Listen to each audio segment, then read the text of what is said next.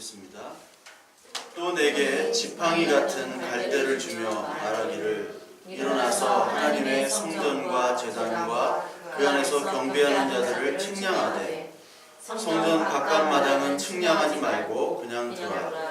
이것을 이방인에게 주었은즉 그들이 거룩한 성을 42달 동안 짓밟으리라. 내가 나의 두 증인에게 권세를 주리니 그들이 붉은 베옷을 입고 1260일을 예언하리라.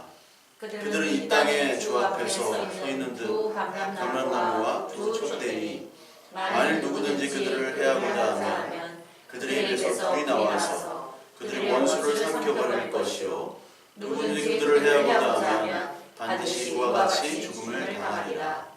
그들이 권능을 가지고 하늘을 닫아 그 예언하는 날 동안 비가 오지 못하게 하고 또 권능을 가지고 물을 피로 변하게 하고 아무 때든지 원하는 대로 여러 가지 재앙으로 땅을 치리로다. 아멘.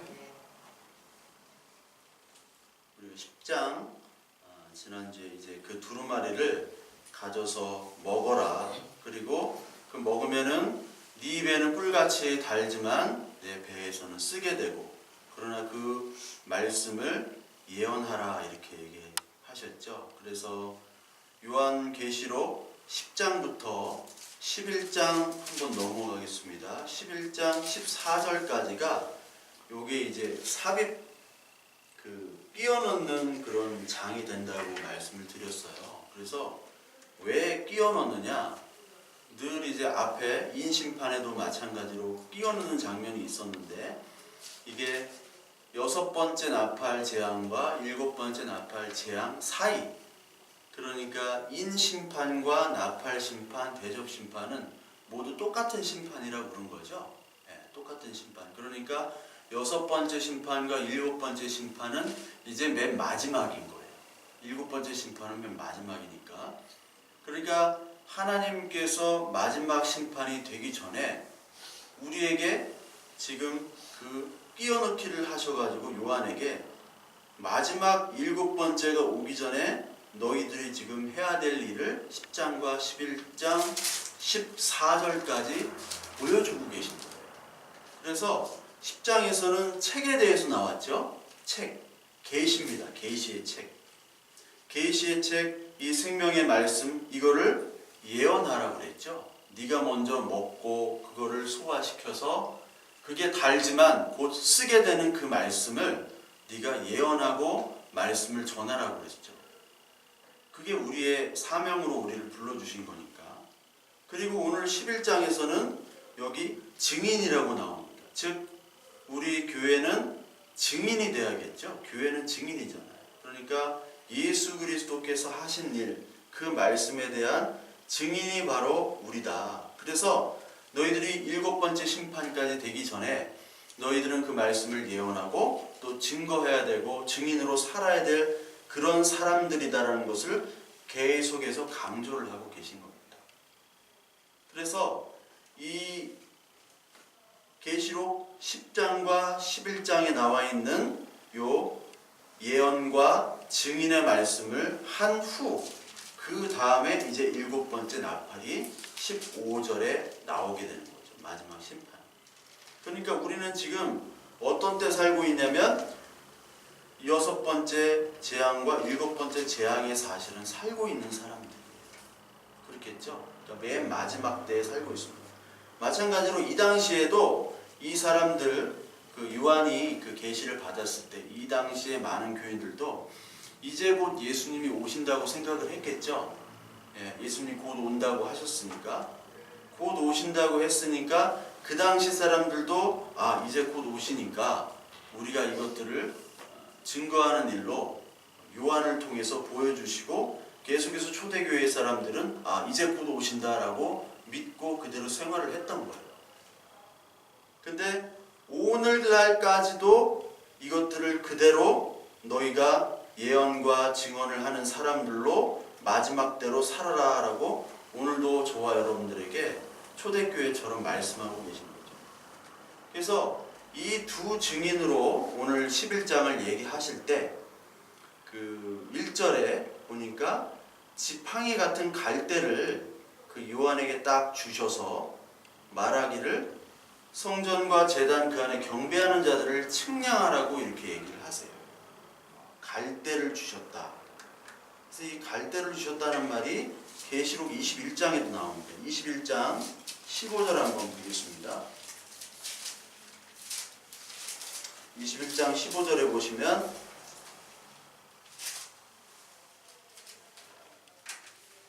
내게 말하는 자가 그 성과 그 문들과 성곽을 측량하라고 금갈대 자를 가졌더라. 여기 금갈대가 나오죠. 금갈대 자. 그러니까 측량할 때는 이제 자가 나오잖아요. 특히 이제 예언서에도 이제 측량줄 이런 게 나오죠. 여러분 뭐 공사 같은 거 하면은 이 실로 이렇게 그 줄을 해가지고 이 균형을 맞추거든요. 이게 반듯한가 반듯하지 않은가. 그것처럼 이 측량을 해가지고 그 성전 바깥마당과 바깥쪽과 안쪽을 측량하는 겁니다. 그래서 11장 2절을 한번 보시면요. 성전 바깥마당은 측량하지 말고 그냥 두라고 그러셨죠. 그리고 왜 측량하지 마냐? 이방인들에게 그거는 주었다라고 얘기를 하십니다. 그래서 이 측량한다는 말은 내 소유, 여기까지가 내 소유다라고 얘기하시는 거죠. 그러니까 여기 경배하는 자들, 그 안에서 성전에서 경배하는 자들은 바로 내 소유다. 그리고 나머지 측량하지 않는 곳은 남의 땅이다, 남의 것이다 라고 얘기하시는 거죠. 그래서 구별됨과 소유를 얘기하시는 거예요. 그런데 여기 보니까 바깥마당은 측량하지 말고 그냥 두는데 이방인에게 주고 그거를 42달 동안 이 거룩한 성을 짓밟는다라고 얘기를 했어요. 그래서 이게 바깥마당은 정말 예수 그리스도를 믿지 않는 하나님의 자녀가 아닌 자들을 얘기하는 경우가 많이 있었거든요.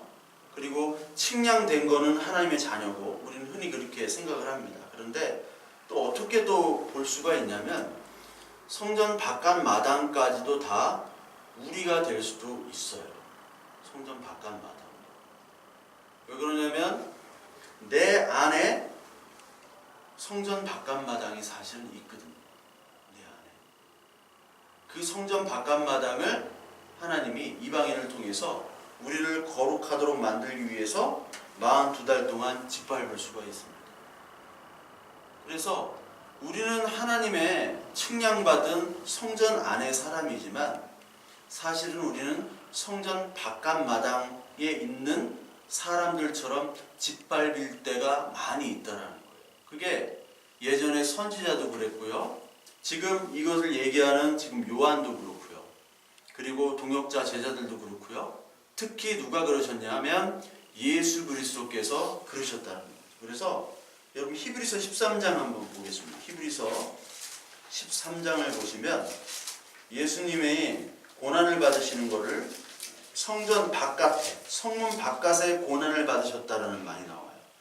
그 히브리서 13장 10절부터 우리 13절까지 한번 같이 찾으셨으면 한번 읽어볼게요. 우리에게 제단이 있는데 성막에서 섬기는 자들은 그 제단에서 먹을 권한이 없나니 이는 죄를 위한 짐승의 피는 대제사장이 가지고 성소에 들어가고 그 육체는 영문 밖에서 불사름이다. 그러므로 예수도 자기 피로써 백성을 거룩하게 하려고 성문 밖에서 고난을 받으셨느니라. 그런즉 우리도 그의 치욕을 짊어지고 영문 밖으로 그에게 나아가자. 예수 그리스도는 사실 성전의 주인이었잖아요. 그렇죠?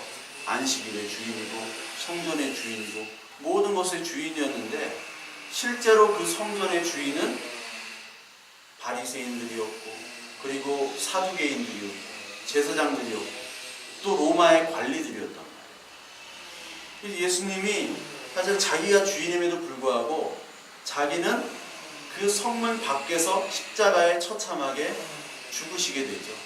그것도 해골 언덕이라고 불리는 골고다에서. 그러니까 성 안에서 죽는 것도 아니고 성의 주인인데도 불구하고 쫓겨나가지고 죽게 되는 거죠.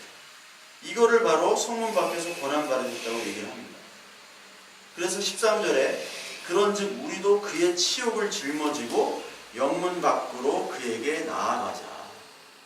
예수 그리스도를 믿는다는 것은 이 세상의 틀에서 있는 그 성전, 그 성전의 밖에서 고난을 받을 수밖에 없는 겁니다. 그 성전의 틀은 종교적인 틀이기 때문에 그래요. 종교적인 틀. 또 우리가 하나님의 말씀을 받게 되면 그런 종교적인 틀들이 사실은 깨져야 됩니다. 왜냐하면 이 종교성이라는 것은 그 중심에 누가 있습니까? 종교성이라는 건 주 중심에 나가 있는 거예요. 종교성. 여기 나오는 종교 생활을 한 사람들 있잖아요. 바리새인들, 서기관 다.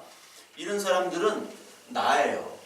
예수 그리스도께서 야, 이 나를 포기해라. 이제 종교 생활 그만하고 이제 좀 믿자 하니까 이 나를 포기하지 못했잖아요. 그 중에 니고데모나 뭐 아리마대 요셉 이런 사람들, 이런 관리들, 이런 바리새인들은 나중에는 포기를 했잖아요. 자기 것들을 다 내려놨잖아요. 근데 이 나를 포기를 못하는 거죠. 나를 포기를 하지 못하면 종교인으로서는 멋있게 살 수가 있는 거죠. 그렇죠?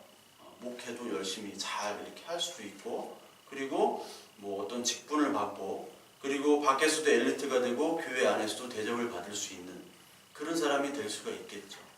그러나 그냥 종교인으로 살 수밖에 없는 사람이 되는 겁니다. 그게 하나님께서 이 종교를 껍데기를 벗게 되면 같이 한 무리였던 그 종교인들로부터 핍박을 받을 수밖에 없어요. 그래서 오늘 이 계시록에서 나오는 11장에 나오는 이 성전 바깥 마당도 사실은 어떻게 보면은 하나님의 자녀들, 측량한 하나님의 자녀들로도 우리가 볼 수도 있다라고 얘기를 드릴 수도 있어요. 그러나 어떤 게 맞다, 어떤 게 틀리다는 건 상관이 없습니다. 큰 문제는 되지 않아요. 그런데 이 거룩한 성, 이방인에게 주는 이 성전 마당을 42달 동안 이방인에게 이제 짓밟도록 하나님께서 그냥 내버려 두신다는 거죠. 42달. 여기에 42달이라는 그 달수가 나왔습니다. 근데 이게 계시록 13장 한번 볼까요? 13장에 여기 42달이 나와요. 또 13장 5절을 보시면 또 짐승이 과장되고 신성모독을 말하는 입을 받고 또 42달 동안 일할 권세를 받느니라. 그래서 이 42달이라는 그 상징적인 그 날짜는 어떤 걸 의미하냐면 하나님을 대적하는 이방인들, 그리고 여기 13장에는 뭐가 나옵니까? 짐승이 나오죠. 짐승이 하나님을 모독하는 기간이 바로 42달이에요. 42달은 모독하는 기간이 42달이 되게 되는 거죠. 그리고 이 42달은 그 계시록 12장 44절에는 뭘로 표현이 되면 계시록 12장 14절이죠. 14절 같이 한번 읽겠습니다.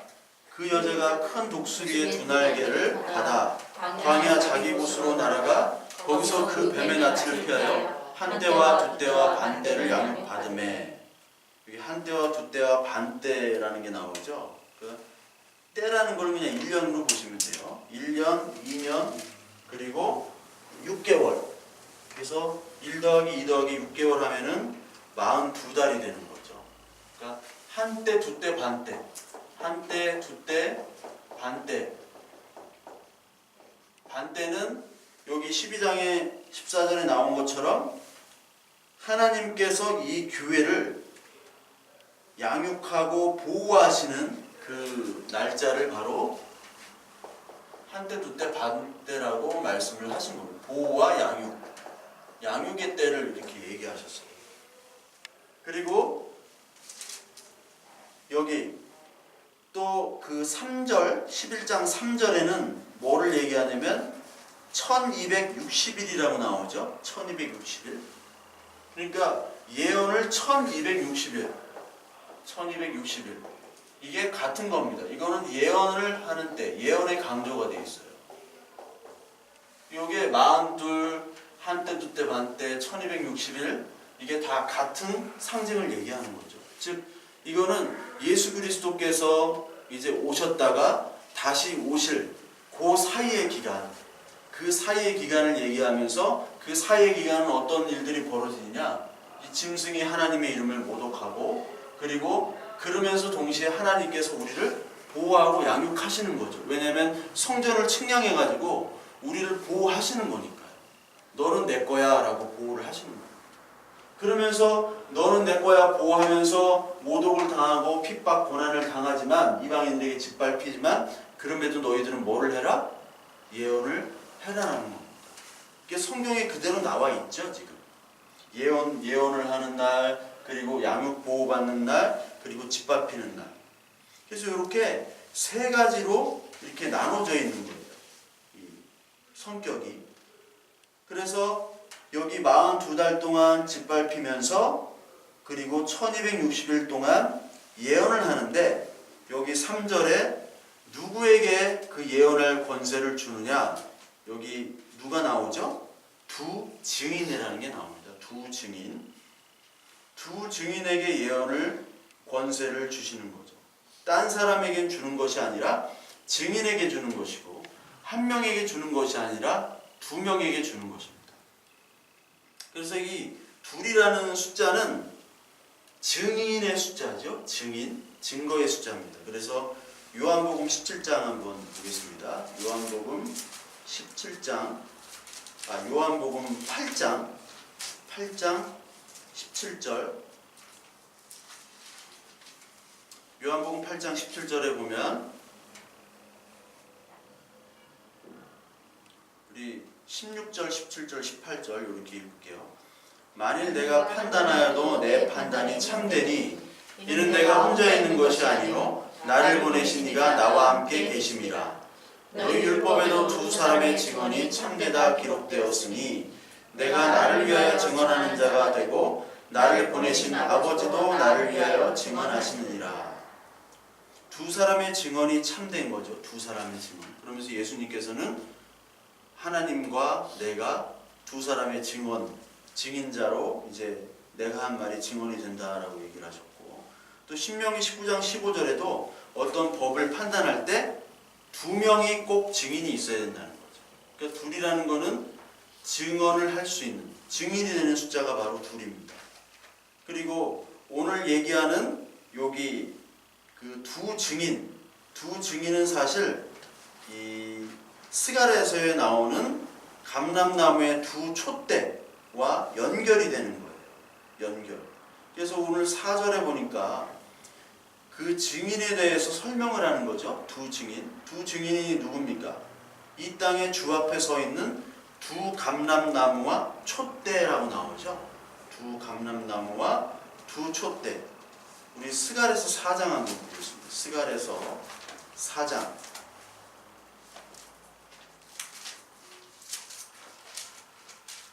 스가랴서 4장.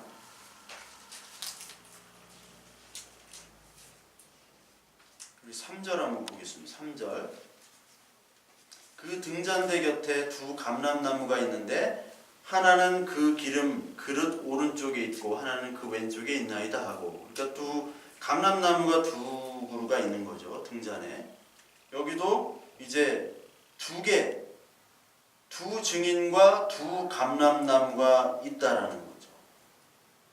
그 등잔이 있고 두 감람나무가 있고, 그러면서 이 둘이라는 숫자가 하나님 예수 그리스도를 증언하는 숫자면서 이 교회를 상징하는 건데요. 이 스가랴 때 선지자는 스가랴입니다. 그렇죠? 스가랴인데 이때 스가랴 하면 학계와 더불어 이제 성전 건축에 대해서 얘기하는 거잖아요. 성전 건축에 대해서 얘기하는 건데 이때 제사장이 여호수아라는 사람이었어요. 여호수아. 그리고 이때 유대인 총독이 스룹바벨이라는 사람이에요. 그래서 수룹바벨이 그때 성전을 졌기 때문에 수룹바벨 성전이라고 우리가 흔히들 얘기를 하죠. 수룹바벨 때 졌기 때문에. 그래서 수룹바벨과 여호수아가 두 사람이 이 스가랴 성전의 증인이 되는 거예요. 이 성전의 증인. 마찬가지로 이 두 증인이라는 것은 모세와 엘리야를 또한 나타냅니다. 모세와 엘리야. 왜 모세와 엘리야를 나타내느냐? 우리가 5절과 6절을 읽었잖아요. 5절과 6절을 한번 쭉 읽어보세요. 이걸 보면은 어떤 장면이 생각나냐면 모세와 엘리야의 장면이 생각나는 거예요. 그러니까 이거를 딱 유대인들이 딱 읽으면 이거 모세의 이야기네, 이거 엘리야의 이야기네 라고 듣게 되는 거죠. 이거를 한번 볼까요? 5절을 보면은 누구든지 그들을 해하고자 하면 그들의 입에서 불이 나와서 불로 막 이렇게 다스리는 거죠. 이게 어디 때 나오냐면은 그 엘리야가 열왕기상 19장에 엘리야와 바알과 아사라 선지자 850명의 대결 때 이때 하늘에서 불이 나와가지고 다 그 도랑 물까지 다 태우잖아요. 그 장면에 하늘에서 불이 떨어지는 겁니다. 또한 6절에 보면은 이게 그가 예언하는 날 동안 비가 오지 않게 하고 또 권능을 가지고 이런 얘기가 있잖아요. 이게 또 엘리야를 얘기하는 거잖아요. 엘리야. 이게 그 야고보서 5장에도 나옵니다. 그리고 물을 피로 변하게 하고 아무 때든지 원하는 대로 여러 가지 재앙으로 땅을 치리로다. 물을 피로 변하게 한 게 언제예요? 모세죠. 모세 때. 그러니까 모세와 엘리야. 우리 누가복음 24장에서도 모세와 엘리야. 이 구약 성경은 모세와 엘리야로 대변되는 겁니다. 즉 율법과 선지자죠. 선지자의 대표가 엘리야고 모세는 율법의 대표고. 그래서 여러분 마태복음 우리 17장 있죠? 마태복음 17장 한번 보세요. 마태복음 17장에 그게 우리가 흔히들 이게 변화산 사건이라고 하잖아요. 마태복음 17장. 변화산 사건에 이제 제자들을 그 베드로와 요한을 데리고 이제 가시잖아요. 그 산에 올라가시잖아요. 올라가셔가지고 딱 하니까 그 17장 3절에 뭐가 나옵니까? 이게 막 그들 앞에서 변형돼가지고 얼굴이 해같이 나고 옷이 빛같이 휘어졌더라. 얼굴이 해같이 된다는 표현을 지난주도 했죠. 계속 계시록에서. 얼굴이 해같다. 이 예수 그리스도의 상징이니까. 이게 메시아라는 증거니까. 그래서 17장 3절에 보면 그때 누가 나옵니까? 모세와 엘리야가 그래서 나오는 거예요. 모세와 엘리야. 모세와 엘리야가 왜 나옵니까? 얘네들이 왜 산에 올라가가지고 왜 얘네들이 나오는 거예요?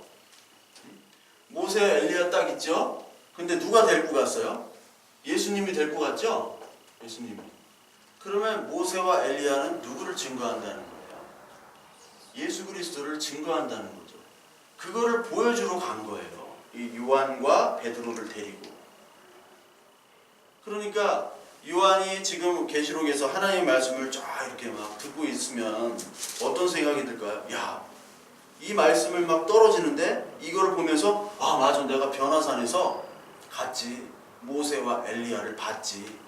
왜? 이게 율법과 선지자거든. 이게 구약 성경이고 그동안 예언했던 것은 바로 예수 그리스도가 진짜 메시아구나 라는 것을 가르쳐 주시기 위해서 증인, 이게 모세와 엘리야가 두 증인입니다. 누구를 증거하기 위한 증인? 예수 그리스도를 증거하기 위한 두 증인을 보여주신 거예요. 가서 모세만 있으면 안 돼요. 왜냐하면 두 명이기 때문에. 엘리야만 있어도 안 되고 모세와 엘리야가 같이 있어야 됩니다. 그래서 예수님께서도 누가복음 10장 1절에 보면은 제자를 보낼 때 몇 명씩 보냈냐면 둘씩 보내신 거예요. 둘씩. 그 증인이라는 것은 바로 교회인데, 교회에는 머리가 누굽니까? 예수 그리스도잖아요. 신랑과 신부. 신랑과 신부가 두 명이죠. 혼자 결혼 못 하잖아요. 그리고 수많은 하객들의 증인이 있어야 되잖아요. 두 명 이상의. 그게 바로 예수와 우리와의 연합된 증거이고, 이거를 또 성령 하나님이 증거를 해주신다는 거죠. 너희가 교회다, 너희가 하나님의 자녀다라는 걸 증거해 주시는 겁니다. 그래서 우리는 진리를 입증하고 진리를 전파하는 증인으로 얘기를 하시는 거고, 또 모세와 엘리야가 했던 율법, 선지자, 모든 예언들, 그리고 하나님의 언약들을 그대로 증거하는, 메시아를 증거하는 자로 보여주고 계신 거예요. 그러면서 이 증거하도록 하나님께서 명령을 하시는데, 여기에 감람나무와 두 촛대가 나오죠. 감람나무와 두 촛대. 감람나무, 그 앞에 저기가 있죠. 참 굵은 베옷을 입었죠. 그 교회가 굵은 베옷. 그 굵은 베옷은 어떨 때 입습니까? 애통할 때 입죠. 애통하고 참회하고 회개할 때. 예레미야 4장 8절에도 이런 표현이 있고, 요엘서 1장 13절에도 있는데, 즉 뭘 애통하겠어요? 예수님께서 그 예루살렘을 보면서 예루살렘아 예루살렘아, 내가 암탉이 알을 품는 것처럼 너희들은 품었지만 너희들은 나를 거부했다고 그랬죠. 그래서 선지자도 보내고 계속해서 보냈지만 선지자도 죽이고 이제 나까지 죽이는구나. 비유로도 설명했잖아요. 그 포도원의 그 사꾼들에게, 품사꾼들에게 계속해서 보냈는데도 계속 거절하고, 아들까지 보냈는데 그 아들을 이제 죽이고 우리가 차지하자. 그 비유가 바로 똑같은 비유거든요. 그래서 이 애통하고 참회하는 것은 바로 마지막에 이제 7째 나팔재앙이 오기 전에 경고를 하는 거죠. 그러니까 선지자는 계속해서 경고를 했던 거죠, 우리에게. 지금까지 이스라엘 백성들에게 계속 경고를 했습니다. 경고하다가 이제 죽임을 당한 거예요. 그러니까 회개를 증거를 해야 됩니다. 예수님께서도 하나님 나라가 왔다, 회개하라부터 얘기하신 거예요. 베옷을 입어야 돼요. 그러니까 교회는 베옷을 입어야 돼요. 근데 세상 사람들은 무슨 옷을 좋아하죠? 베옷을 좋아합니까? 루비통, 구찌, 샤넬, 알렉산더 맥퀸 아세요? 되게 유명한 옷이에요, 남자. 물론 자살해가지고 더 유명했어. 그 디자이너가 자살해가지고. 알렉산더 맥퀸 이상한 옷들을 좋아하는데, 우리는 베옷을 입으라는 거예요, 하나님께서. 베옷을. 그것도 1260일 동안이나 베옷을 입으래요. 그러니 이 세상은 무슨 옷을 주겠다고 해요? 그런 좋은 옷들을 주겠다고 약속을 하잖아요. 3천만 원이면 집이 10채 이런 거 1억에 집이 10채 써놨잖아요. 분양 광고해가지고 1억만 있으면 5채를 살 수 있습니다. 다 사귄 거 아시잖아요. 세상은 다 그렇게 월 수입 500 보장, 숙식 제공 이런 거. 옛날에 90년대엔 그런 거 많았잖아요. 숙식 제공, 월 수입 500 보장. 그런 데 있으면 갔으면 좋겠어. 근데 가다가 큰일 나잖아요. 그런 것처럼 사람들은, 이 세상은 그런 거를 주려고 하는 거예요. 그런 옷을, 화려한 옷을. 요셉의 채색 옷을 사람들은 원하고요. 그 사울의 갑옷을 원한다는 거예요. 근데 하나님은 너희 교회는 베옷을 입으래요. 베옷을 계속 입으라고 하고, 그것들을 입고 1260일을 예언하라고 얘기합니다. 그러면서 너희들은 두 감람나무야 라고 얘기를 하시죠. 그래서 우리 감람나무를 다시 한번 보시면요, 스갈에서 4장, 스갈에서 4장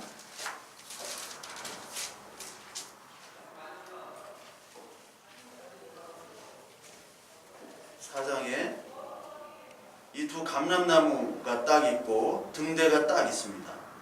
순금 등잔이 딱 있는데, 이걸 스가랴가 하나님 이게 뭘 얘기하는 겁니까? 라고 얘기를 하죠.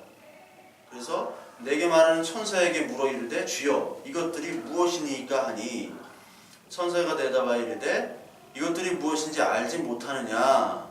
내가 대답하여 주여 내가 알지 못하나이다. 그러니까 스룹바벨이 하신 말씀이, 만군의 여호와께서 말씀하시되 이는 힘으로 되지 아니하며 능력으로 되지 아니하며 오직 나의 영으로 되느니라.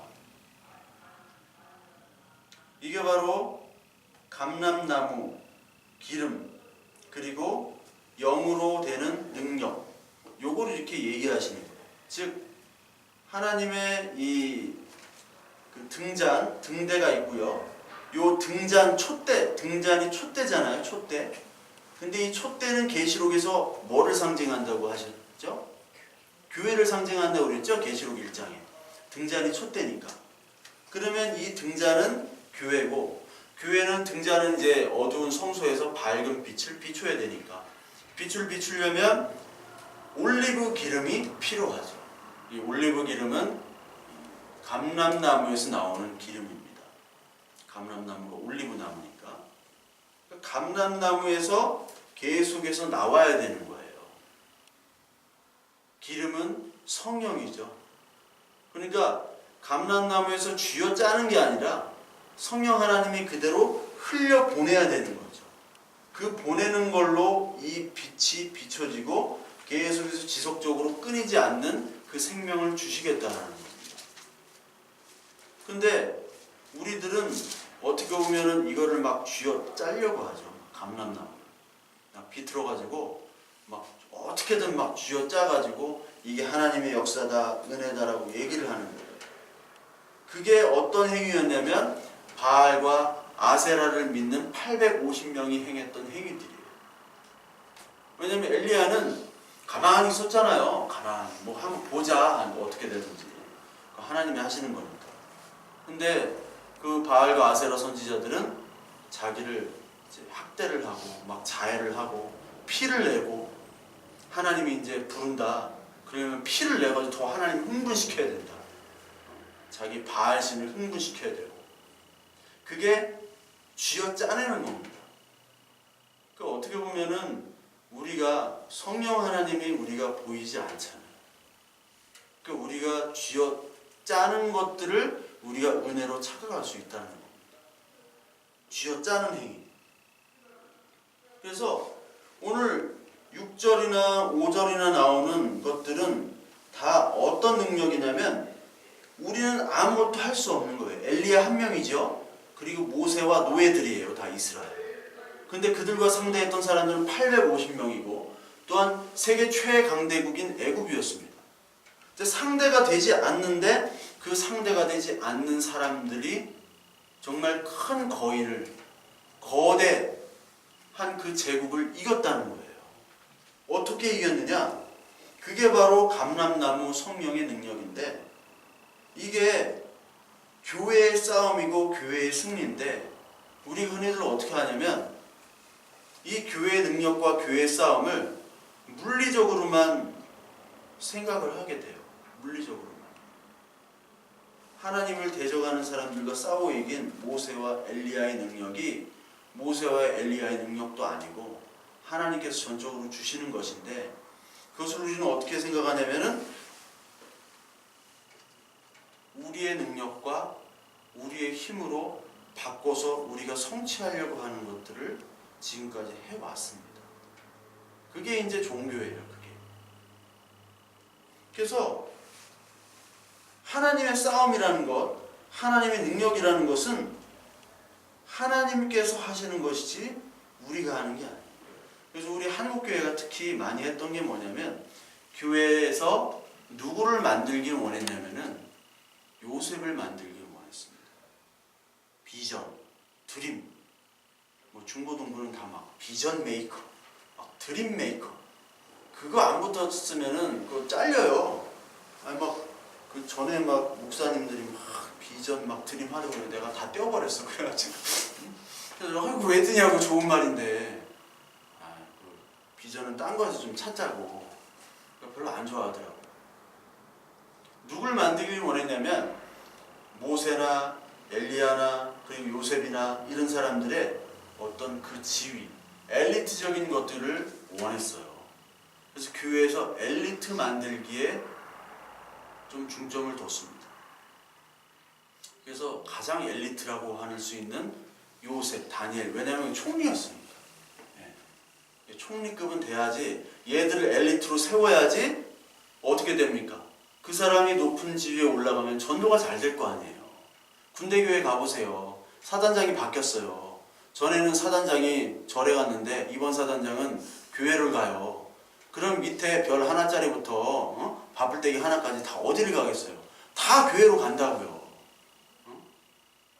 그럼 또 절에서 가만히 있습니까?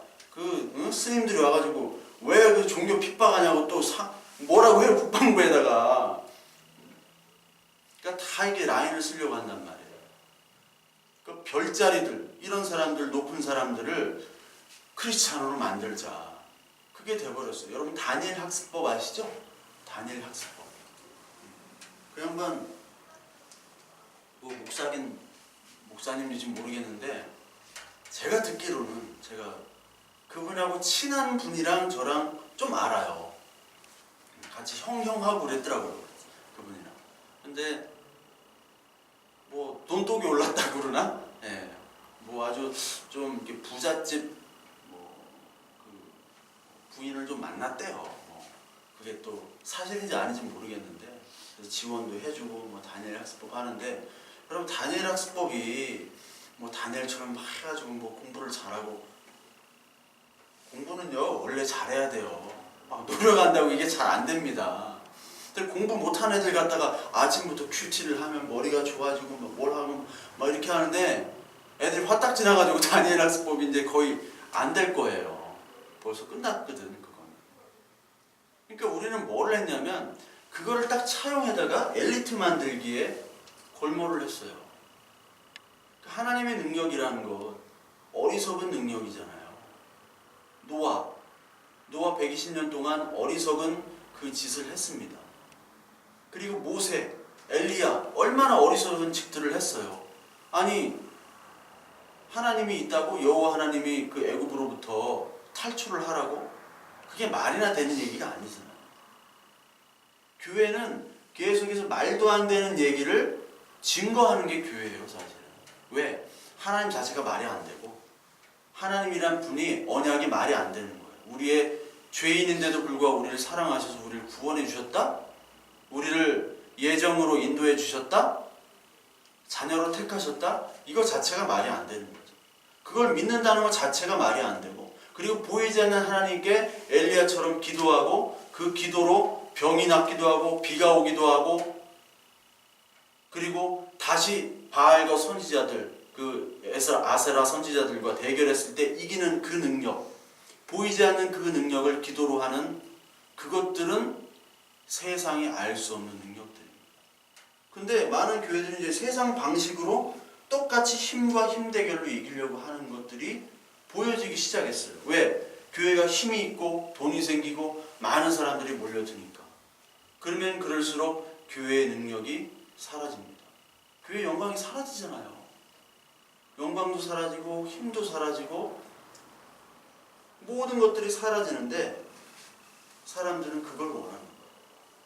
그래서 하나님은 우리에게 하나님의 합당한 일을 할 수 있도록 만한 힘을 사실 주시는 거예요. 그만큼의 힘만. 그게 하나님의 자녀에게 주시는 힘입니다. 근데 많은 사람들은 기도를 해가지고 은사를 받으려고 그러죠.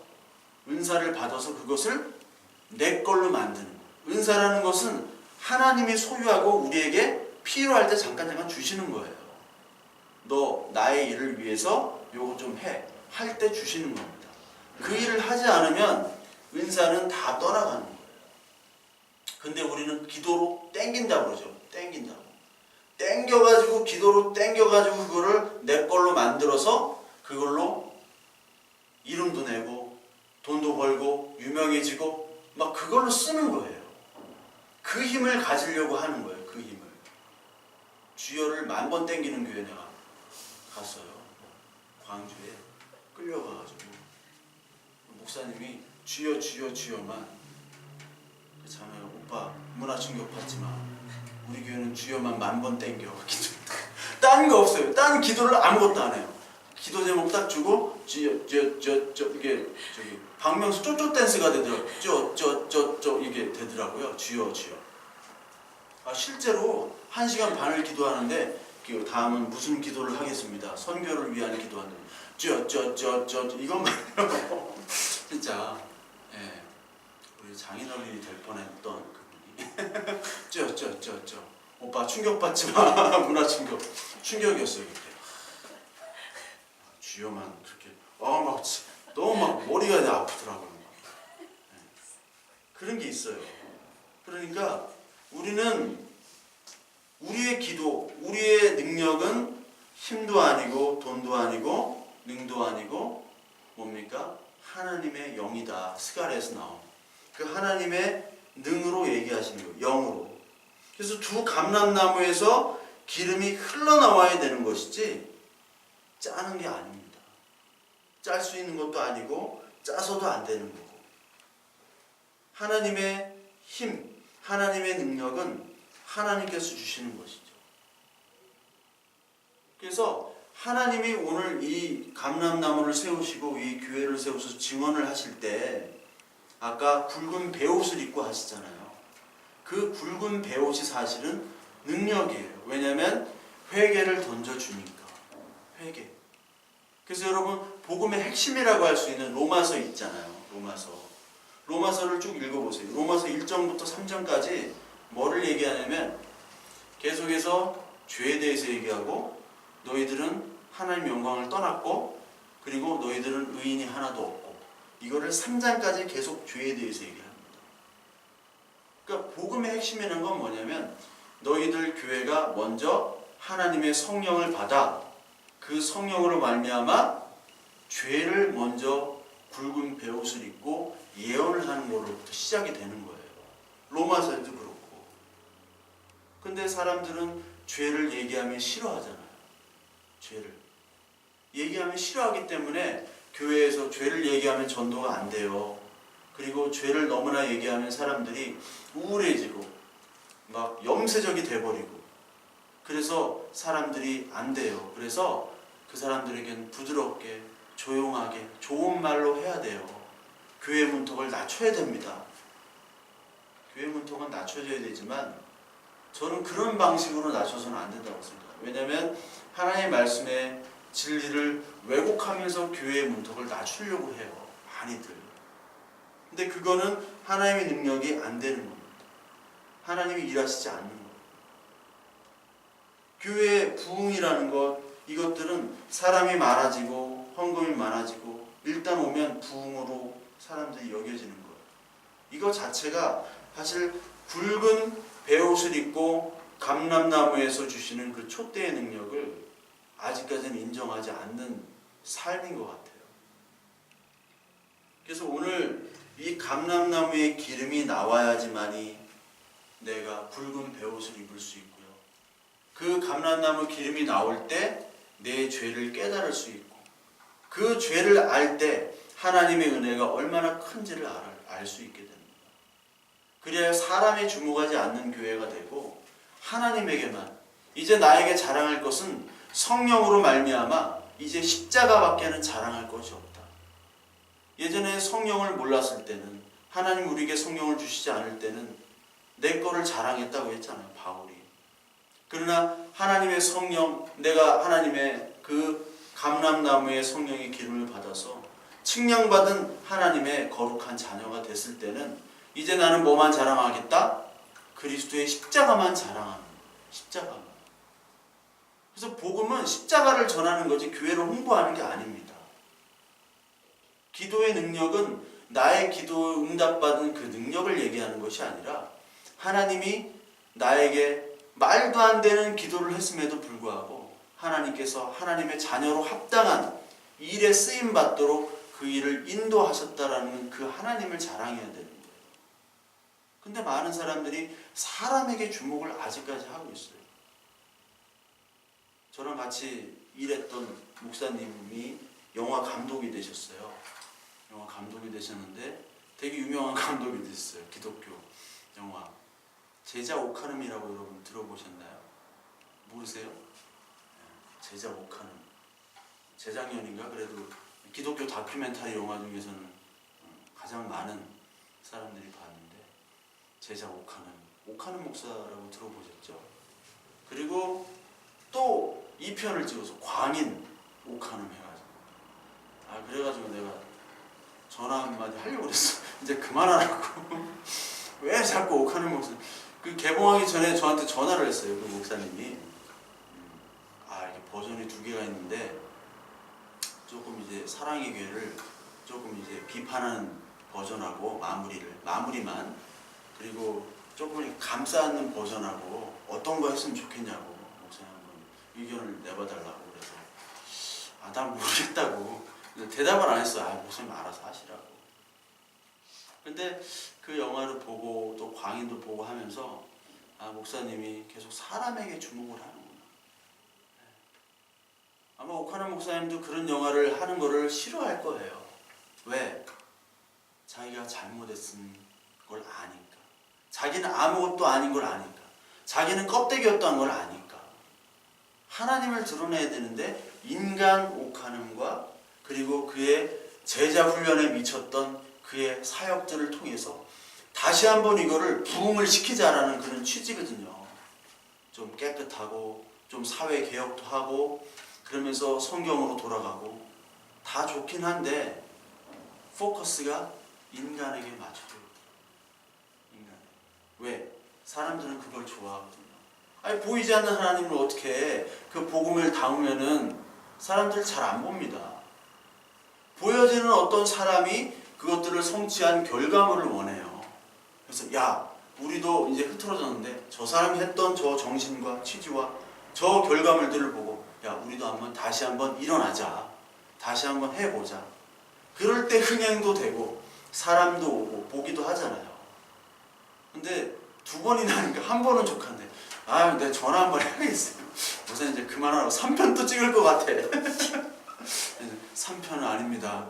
제발 그만하세요. 전화를 할까. 그러니까 여기 나라는 이 모든 이 두 증인은 우리 교회의 중점이 아니라 두 감람나무를 중점으로 하는 거예요. 증인이. 그 증인의 중심은 누굽니까? 예수 그리스도잖아요. 예수 그리스도. 우리는 예수 그리스도를 증거하는 모세와 엘리야지 하나님의 능력을 받아가지고 모세와 엘리야처럼 막 다 죽이고 때려부시고 이 세상을 정복하고 이 세상을 무력으로 하나님의 능력으로 막 다 정복하는 그런 교회가 아닙니다. 잘못 알고 있어요, 사람들이. 우리의 능력은 하나님의 성령으로 내가 다른 걸 자랑했는데 하나님의 십자가만 내가 이제 자랑하겠습니다 하는 어리석고 바보 같고 정말 양같이 도살장에 끌려가는 아무 소리도 지르지 못하는 그런 양같은 바보 같음이 로마 제국을 이겼고요. 애국을 이겼습니다. 로마 제국 애국을 이길 수가 없어요. 힘으로는. 근데 뭘로 이겼습니까? 로마 제국이 어떻게 그 기독교화가 됐습니까? 바보같이 당한 거예요. 순교당한 거예요. 그러니까 왕비들이 다 예수 그리스도를 믿으니까 왕비도 죽이고 다 죽이고 그러다 보니까 그 죽음의 능력에서 십자가의 능력에서 그 로마가 무너진 겁니다. 마찬가지로 저와 여러분들이 어떤 세상에서 능력을 바란다던가 그러면 좋겠지만 우리 자녀들에게도 마찬가지예요. 너무 능력을 강요를 하지 마세요. 능력을 강요하지 마시고 하나님의 말씀과 하나님의 힘, 성령의 능력 이거에 초점을 맞추는 저와 여러분들 그리고 우리 자녀들이 됐으면 합니다. 그래서 오늘은 이